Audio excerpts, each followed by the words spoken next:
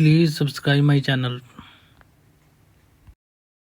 दो बहनों और उदार अजनबी की कहानी। एक बार की बात है, पहाड़ियों के बीच बसे एक अनोखे गांव में लिली और रोज नाम की दो बहनें रहती थीं।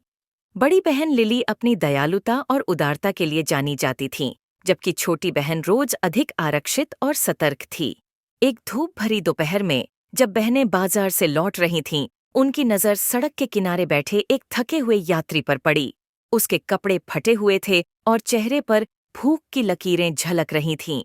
लिली का दिल तुरंत उस पर आ गया और उसने बिना कुछ सोचे समझे उसे अपनी टोकरी से कुछ भोजन और पानी की पेशकश की। कृतज्ञतापूर्वक यात्री ने भोजन स्वीकार किया और गर्मजोशी भरी मुस्कान के साथ लिली को धन्यवाद दिया।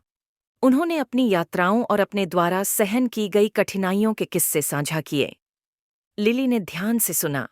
उसकी करुणा उसकी आंखों से चमक रही थी। इस बीच रोज अनिश्चित और चिंतित महसूस करते हुए वहीं खड़ी रही। वह अपने स्वयं के प्रावधानों और किसी अजनबी को अपने जीवन में आमंत्रित करने की सुरक्षा के बारे में चिंतित थी। जैसे ही सूरज डूबने लगा, लिली ने जोर देकर कहा कि यात्री उनकी साधारण कुटिया में रात के खाने में उनके साथ शामिल हो। रोज की आपत्तियों के बावजूद उन्होंने उनका गर्मजोशी से स्वागत किया, अपना सादा भोजन और अपनी कहानियां साझा कीं।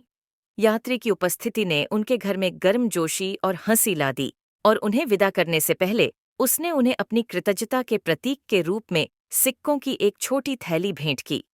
लिली उसके भाव से प्रभावित होकर मना करना चाहती थी, लेकिन यात्री ने जोर देते हुए कहा, आपकी दयालुता पुरस्कार के योग्य है। हालांकि रोज को विरोधाभास महसूस हुआ। वह अजनबियों के इरादों के बारे में अपने संदेह को दूर नहीं कर सकी और उनकी सुरक्षा के बारे में चिंतित थी।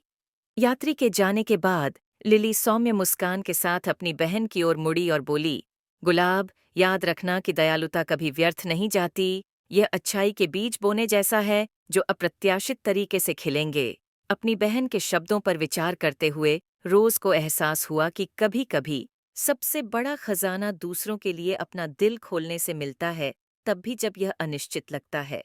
उस दिन से बहनें जहां भी गईं, दयालुता और उदारता फैलाती रहीं, यह जानते हुए कि उनके कार्यों में किसी के दिन को उज्ज्वल करने और दुनिया को थोड़ा और उज्ज्वल बनाने की शक्ति है। और जब उन्होंने उस उदार अजनबी के साथ अपनी मुलाकात को देखा, तो उन्हें समझ आया कि सच्ची संपत्ति भौतिक संपत्ति में नहीं, बल्कि दूसरों के साथ साझा किए गए प्रेम और करुणा की समृद्धि में निहित है।